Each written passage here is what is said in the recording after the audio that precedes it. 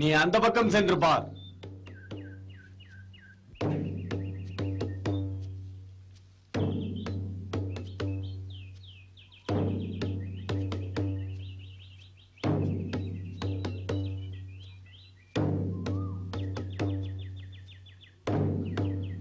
ஒருவேளை அவர்கள் நம் நாட்டு எல்லையை விட்டு வேறு நாட்டிற்கு சென்றிருப்பார்களோ? அப்படித்தான் இருக்க வேண்டும். அதோ பார், அங்கு ஒரு ஆசிரமம் தெரிகிறது. அங்கு சென்று பார்ப்போம்.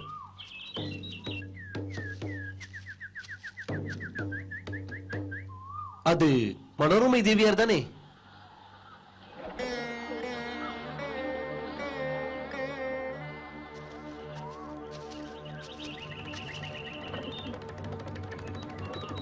சற்று நெல்லுங்கள். யார் நீங்கள்? நாங்கள் வழிபோக்கர்கள். இது யாருடைய ஆசிரமம்? பரத்வாஜ் முனிவருடையது. நாங்கள் அவருடைய சீடர்கள். இப்பொழுது தண்ணீர் எடுத்து சென்ற பெண்மணி யார்? அதை ஏன் கேட்கிறீர்கள்? அரண்மனையில் வாழ வேண்டியவர்கள் இப்படி ஆசிரமத்தில் வந்து வாழ்கிறார்கள். கோசல நாட்டு மாமன்னர் துருவசிந்துவின் பட்டமகிஷ் மனோரமை தேவியார் உயிருக்கு பயந்து தன் மைந்தருடன் இங்கே வந்து அடைக்கலம் புகுந்திருக்கிறார். தளபதியாரே, அவர்கள் இருக்கும் இடத்தை கண்டுபிடித்து விட்டோம். எங்க இருக்கிறார்கள்? பரத்வாஜர் ஆசிரமத்தில் அடைக்கலம் புகுந்திருக்கிறார்கள். என்ன? மனோரமை பரத்வாஜர் ஆசிரமத்தில் அடைக்கலம் புகுந்திருக்கிறாளா? மணந்து கொண்ட கணவன் மடிந்து விட்டதால் முனிவர்களை தேடி சென்று விட்டாளா? ஆமாம் மகாராணி, அவர்கள் எந்தவித அச்சமும் இன்றி அந்த தவ முனிவரின் ஆசிரமத்தில் தங்கியிருக்கிறார்களாம். அவர்கள் உயிரை குடிக்கும் யமன் இந்த யுதாஜித் வடிவில் காத்திருப்பதை அவர்கள் உணரவில்லை போலிருக்கிறது. தந்தையே, ஏன் இன்னும் தாமதிக்கிறீர்கள்? என் மைந்தனின் பாதையில் குறுக்கிடும் அந்த பச்சிளங்கொடியை கிள்ளி எறிந்து விடுங்கள். தாயே, தங்கள் தந்தையார் அந்த ஆசிரமத்திற்கு வருகிறார் என்று தெரிந்தாலே போதும். அந்த பசுவையும் கன்றையும் தானாகவே கொண்டு வந்து நம்மிடம் ஒப்படைத்து விடுவார் அந்த கிழட்டு முனிவர். சரியாக சொன்னீர் தளபதியாரே. நீர் நமது படைகளுடன் கானகத்தின் எல்லையில் வந்து நில்லும். நான் முதலில் சென்று அந்த முனிவரை சந்தித்து அவர்களை என்னோடு அனுப்பும்படி எச்சரிக்கிறேன். அதை ஏற்றுக்கொள்ள மறுத்தால் அவர்களுக்கு அடைக்கலம் தந்த குற்றத்திற்காக ஆசிரமத்தோடு சேர்த்து அந்த அரண்யத்தை எரித்து சாம்பலாக்கி விடுவோம்.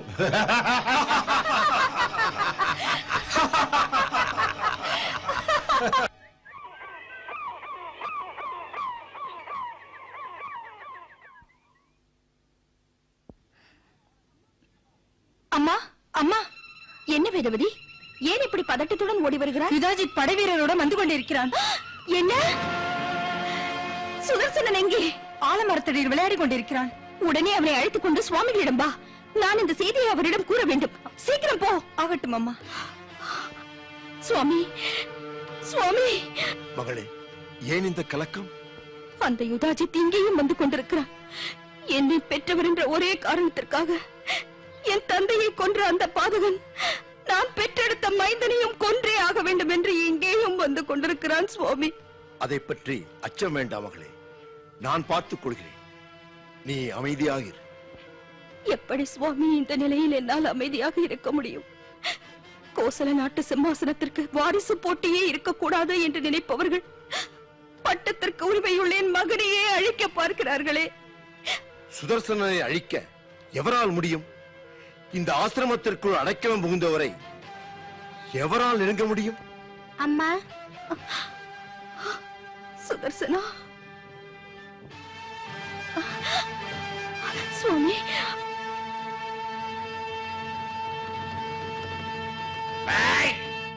இங்கிருந்து யாரும் தப்பிச் செல்லாதபடி நாலாபுரமும் சுற்றி நில்லுங்கள். ஆசிரமத்தில் அடைக்கலம் புகுந்தால் விட்டுவிடுவேனா? இன்று இங்கேயே என் கரத்தால் இந்த புழுவை நசுக்கி எறிந்து விடுகிறேன். எல்லா புழுக்களையும் அப்படி நசுக்கி விட முடியாது மன்னா. சில புழுக்கள் காலமாற்றத்தால் குளவியாகி பகைவர்களையே கொட்டும் வலிமை பெற்றுவிடும். இந்த புழுவை குளவியாக்க போகும் மகாபுருஷன் தாங்கள் தானா? நானாக யாரையும் எதுவாகவும் மாற்ற முடியாது. அந்த ஆதிபராசக்தியின் அருள் இருந்தால் மலையும் பொடியாகி மண்ணோடு மண்ணாக கலந்துவிடும். மண்ணுக்குள் இருக்கும் கரியும் ஒளி பெற்று வைரமாக வெளிப்படும். இந்த வீண் கதைகளை எல்லாம் கேட்க நான் தயாராக இல்லை. தப்பி வந்துவிட்ட அந்த சிறுவனையும் அவன் தாயையும் என்னிடம் ஒப்படையுங்கள். இவர்களை கொல்வதன் மூலம் உன் பாவச்சுவையை ஏன் ஏற்றிக்கொண்டே போகிறாய்? போனவர்கள் போகட்டும், இவர்களையாவது நிம்மதியாக வாழவிடு. இல்லை, என் பேரனுக்கு போட்டியாக வாரிசுரிமை கொண்டாடக்கூடிய ஒருவன் இன்னும் இவ்வுலகில் உயிரோடு இருக்கிறார் என்பதை என்னால் ஏற்றுக்கொள்ள முடியாது. நான் சொல்வதை கேள் மன்னா. கனக வாழ்க்கையை மேற்கொண்டு ஆசிரம நீதிகளை ஏற்றுக்கொண்டிருக்கும் இவர்கள் ஒருபோதும் உன் பேரனுக்கு தடையாகவே இருக்க மாட்டார்கள். இவர்களிடம் இரக்கம் காட்டி வாழவிடு. தவ மனிதர்களின் தர்ம உபதேசம் புவியாளும் மன்னர்களுக்கு பொருந்தாத மனிதரே. விவாதம் செய்து வீணாக நேரத்தை கழிப்பதை விட இவர்களை என்னோடு அனுப்பிவிட்டால் தெய்வத்தை தியானிக்க மேலும் உமக்கு நேரம் கிடைக்கும். என்னிடம் ஒப்படைக்க போகிறீர்களா இல்லையா? என்னிடம் அடைக்கலம் புகுந்தவர்களை நான் யாரிடமும் ஒப்படைக்க முடியாது. அப்படியானால் அவர்களை உமது கண் முன்னே இழுத்துச் செல்வதை தவிர எனக்கு வேறு வழி கிடையாது. என்னுடைய அனுமதி இல்லாமல் இங்கிருந்து நீ ஒரு துரும்பை கூட அசைக்க முடியாது. முனிவரே, யாரிடம் பேசுகிறோம் என்பது புரியாமல் என்னிடம் விவாதிக்கிறீர். என்னுடைய பேரன் சத்ருஜித்துக்கு சத்துருக்களை இல்லாமல் செய்து அவரை கோசல நாட்டு மாமன்னனாக்கி மகிழ்ந்தவன் நான். பண்ணா, எந்த அரசனின் பலமும் ஒரு முனிவனின் தவசக்திக்கு முன்னால் வெற்றி அடைந்ததில்லை என்பதை நீ உணர்ந்திருக்க மாட்டாய். வசிஷ்டரிடம் மோதிய கௌசிகன் தனது செல்வம், வீரம், புகழ் எல்லாவற்றையும் இழந்து தானே ஒரு முனிவனாக திரிந்தான். ஜமதக்னி என்ற முனிவரிடம் மோதிய கார்த்த வீரியன் தன்னுடைய 1000 கரங்களையும் இழந்து அல்லல் பட்டான். இதையெல்லாம் உணராமல் உன் வீரத்தையும் புகழையும் பற்றி என்னிடமே நீ புலம்புகிறாய். இனி உம்மிடம் பேசி பிரயோஜனம் இல்லை.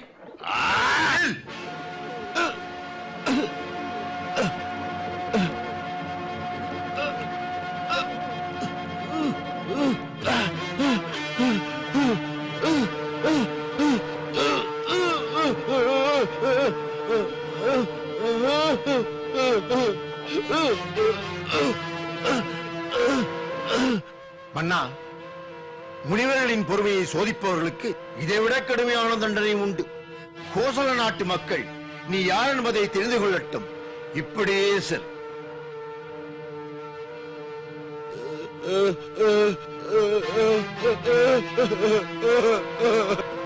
சுவாமி, தங்களது மகத்துவம் தெரியாமல் இவர்கள் செய்த தவறை மன்னித்து அருளும்படி வேண்டுகிறேன்.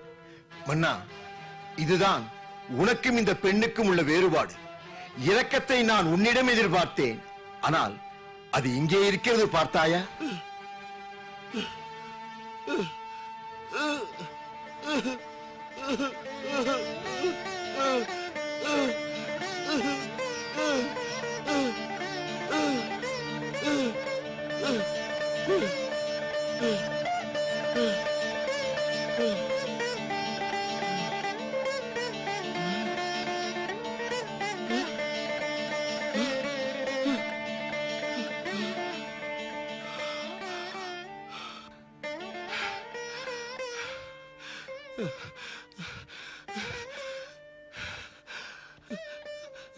மாமுனிவரே, என்னை மன்னித்து விடுங்கள்.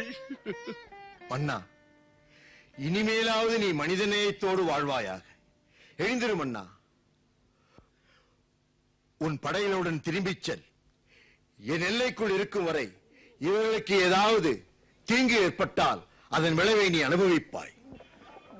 போய் வா. மனோரமை, இனி எந்த காரணத்தை கொண்டும் உனக்கும் உன் பிள்ளைக்கும் நான் தீங்கு நினைக்கவே மாட்டேன்.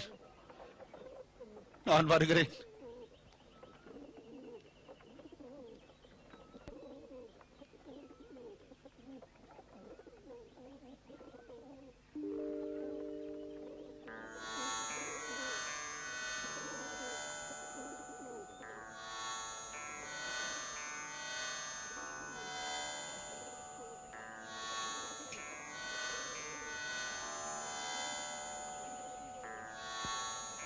மகளே, இந்த இளம் வயதில் உன் மைந்தன் கடுமையான இந்த ஆசிரம நீதிகளுக்கு கட்டுப்பட்டு அதற்கேற்ற முறையில் நடந்து கொண்ட விதம் எனக்கு மிகவும் திருப்தி அளிக்கிறது. அதற்கு உபகாரமாக இன்று நான் சுதர்சனுக்கு ஒரு மகா மந்திரத்தை உபதேசிக்கப் போகிறேன். அது எங்கள் பாக்கியம் சுவாமி. சுதர்சனா, குருநாதரின் காலில் விழுந்த ஆசீர்வாதம் பெற்றுக்கொள். எழுந்திரு சுதர்சனா. ஆஹா, இந்த அடக்கம்தான் வாழ்க்கை நிலையில் உயர்ந்த பண்பு. உனக்கு இளம் வயதில் ஏற்பட்ட துயரங்களை எல்லாம் ஏற்றுக்கொள்ளும் பக்குவம் ஏற்பட்டதற்கு இந்த அடக்கமே காரணம். வாழ்க்கையில் உயர்ந்த நிலையை நீ அடைந்தே தீர வேண்டும். அருள் புரியுங்கள் குருதேவா. அப்படி அமர். குழந்தாய், இப்பொழுது நான் உபதேசிக்கப் போகிற மந்திரத்துக்குரிய தேவி பிரம்ம வித்தையாகவும் சனாதனியாகவும் சர்வ வல்லமை படைத்தவளாகவும் விளங்குகிறாள். பஞ்சபூதங்களுக்கு ஆதாரமாக விளங்கும் அந்த சக்தி ஜீவன்களின் பிராணனாகவும் தாவர ஜங்கங்களின் தாயாகவும் விளங்குகிறாள். அவளுடைய பெருமைகளை முழுமையாக எடுத்துச் சொல்ல யாராலும் இயலாது. சுவாமி, தாங்களே இப்படி சொன்னால் அந்த தேவியை பற்றி அறிந்து கொள்வதுதான் எப்படி? அந்த சராசரங்களுக்கு மடங்காத அன்னை தனக்கே உரிய பீஜாட்சர மந்திரத்தில் அடங்கி நமக்கு அருள் புரிகிறாள். கரைபுரண்டு ஓடும் கங்கா தேவி எப்படி ஒரு கலசத்துக்குள் அடங்கி நம்மோடு வந்து விடுகிறாள் அல்லவா? அப்படித்தான் அந்த ஆதிபரா சக்தியும் மந்திர சக்தி வாய்ந்த சில அட்சரங்களுக்குள் அடங்கி நமக்கு அருள் புரிய வருகிறாள். குருவே, அந்த பாக்கியம் எனக்கு கிடைக்குமா? மனதை நிர்மலமாக வைத்துக் கொண்டு நான் உபதேசிக்கும் மந்திரத்தை மனதிலே ஊன்றி தியானித்து உச்சரித்து வந்தால் ஆதிபராசக்தியின் அருள் உனக்கு எப்பொழுதும் கிடைக்கும். எந்த மந்திரத்தையும் 7 கோடி முறை உச்சரித்தால் அந்த மந்திரத்திற்கு மகத்தான சக்தி உண்டு. சக்தி சொரூபியான ஆதிபராசக்தி உன் மந்திர சக்திக்கு கட்டுப்பட்டு மனமகிழ்ந்து உனக்கு காட்சியளிப்பாள். மகனே, அருகிலே வா.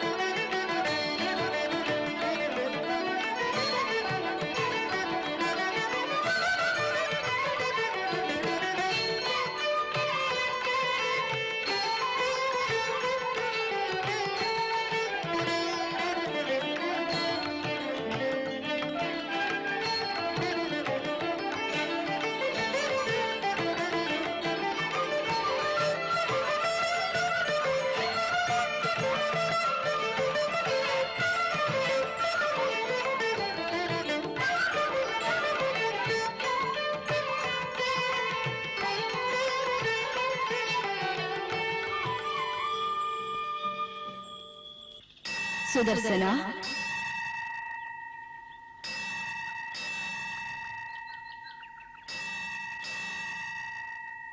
தாயே, 7 கோடி முறை உச்சரிக்க வேண்டிய மந்திரத்தை நீ 7 கோடி முறை உச்சரித்து விட்டாய். அதன் பலனாகத்தான் நான் உனக்கு காட்சி அளித்தேன். நான் உனக்கு வழங்கப் போகும் வில்லம்புகளின் உதவியால் நீ இந்த பூவுலகையே வென்று வெற்றி வாகை சூடி வாழ்வாயாக.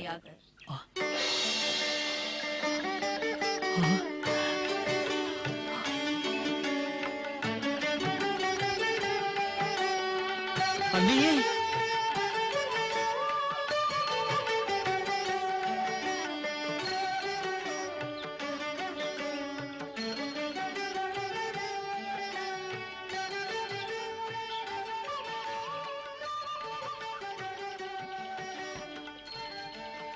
அன்னையே,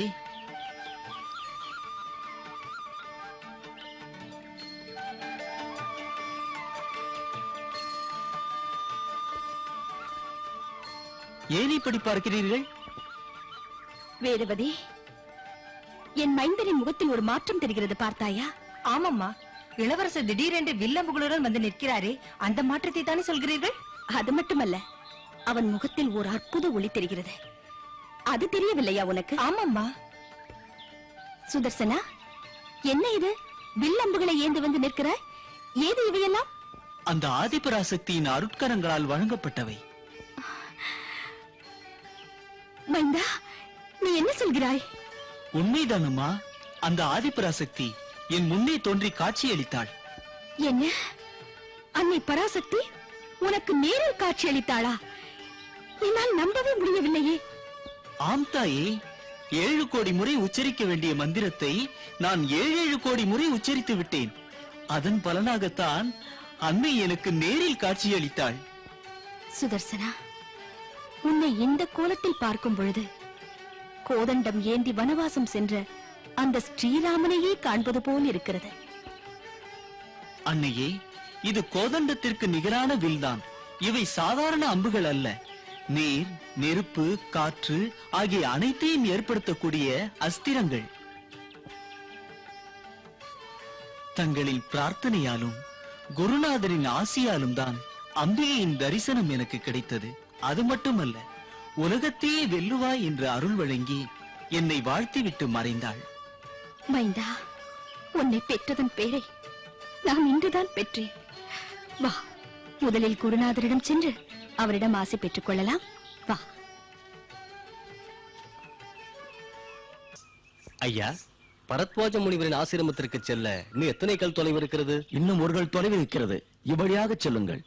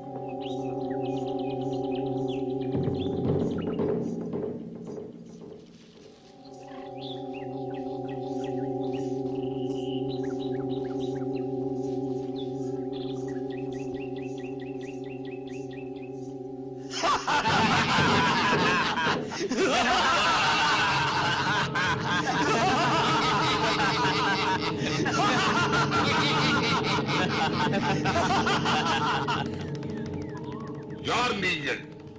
நாங்கள் காசி மாநகரைச் சேர்ந்தவர்கள். நீங்கள் ஏன் எங்களை தடுக்கிறீர்கள்?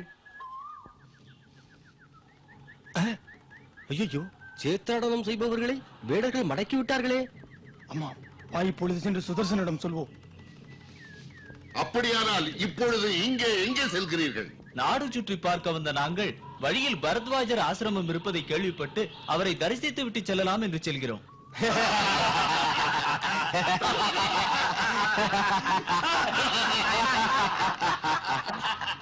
ஏன் சிரிக்கிறீர்கள்? நீங்கள் முனிவரை சந்திக்க முடியாது.